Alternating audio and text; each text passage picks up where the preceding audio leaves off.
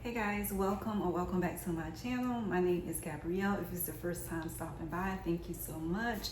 On this channel, I share my family's immigration journey. I was able to help my husband get his green card as well as my stepdaughter.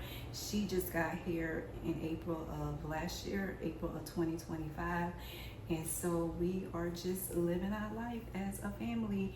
Of course, I'm not an immigration attorney, nor am I an expert in immigration, but as I said on the channel, I just share my experiences in hopes that it can help others in a similar situation. It can be done on your own, except if you have some extenuating circumstances, you might want to seek the counsel and advice of a qualified immigration attorney. And both times we went through consular process, and if you're not familiar, consular processing is when the intended immigrant is living abroad overseas. So my husband was living abroad in Ghana, and I started the paperwork for him to get approved for his visa to come to the U.S. It meant that he would have his interview conducted at the embassy in Ghana. The same thing happened for my stepdaughter. However, if you are in the States and you are a spouse or an immediate relative of a U.S. citizen, and you're already here, you can apply for what is called adjustment of status. There's some eligibility requirements for that. Like I just mentioned, one of the first ones being if you are a spouse of an immediate relative. Let's say, for example, you came to the U.S. on a tourist visa and you marry, and your U.S. spouse you can remain in the U.S. and your spouse will apply for your adjustment of status, and then they will also more than likely do what is called a concurrent filing. You probably can qualify for that as well, where they file both the I-130 visa petition along with the adjustment of status. There's eligibility requirements for that as well. So if you qualify, you're able to do that. I'm helping someone do that now as we speak to get that process started. So it is possible as long as you meet the qualifications. So we're going to fill out the form I-130, which is a petition for a visa. This is where the U.S. citizen petitions the government, asking them if they can apply for a visa for their loved one. So that's the first form that needs to be completed, and then the form I-485, which is the adjustment of status form that typically the immigrant fills out, and that is actually the application for the green card. Like I said, this is concurrent filing, so we're going to file those paperworks together. You can also, in the process, apply for the work permit and the temporary parole status form as well. So we're going to do all those forms, and we're going to fill them out and apply for those at one time together. For a lot of people, these forms can be intimidating, so they feel as though they need an immigration attorney or someone else to help them with their forms. And if you do, there's nothing wrong with that. There's nothing wrong with that, and there's no shame in that. I would suggest having the help if you're able to afford the help of an immigration attorney. Now, keep in mind, having an immigration attorney does not guarantee that your forms will be approved or that you will be approved for a green card. Don't go in thinking that, but they'll be able to spot issues before you could and help you overcome those issues. That's the good thing of having an immigration attorney. They've already been through the process.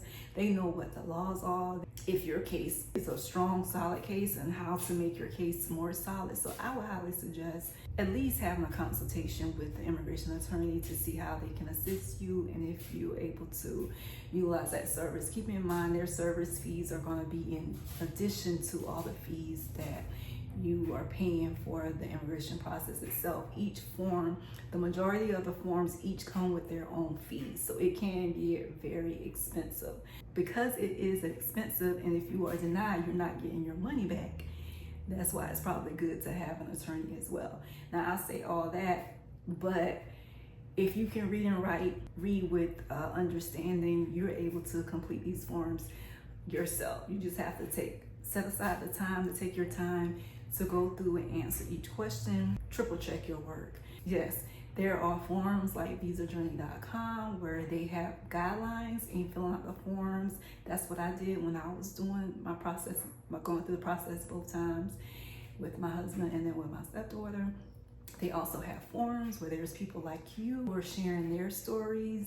They have them listed, some are listed by country. So say for instance, you're from Jamaica.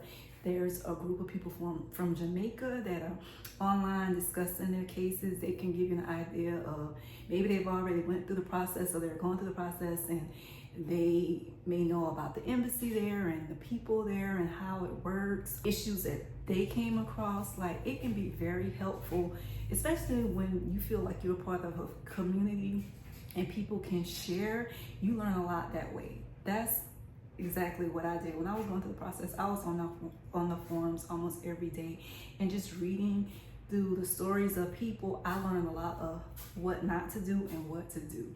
So if you are a researcher, an investigator, or nosy like me, the information is out there, so it can help you. What you're doing right now will be considered research. You're on YouTube looking up this information. You found me, so hey, so I'm sharing my what I know, my experiences that may be helpful for you as well.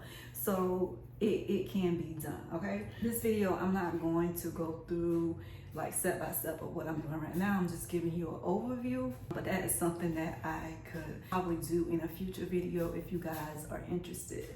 But there are a lot of videos on YouTube of people showing you step by step. Some are better than others.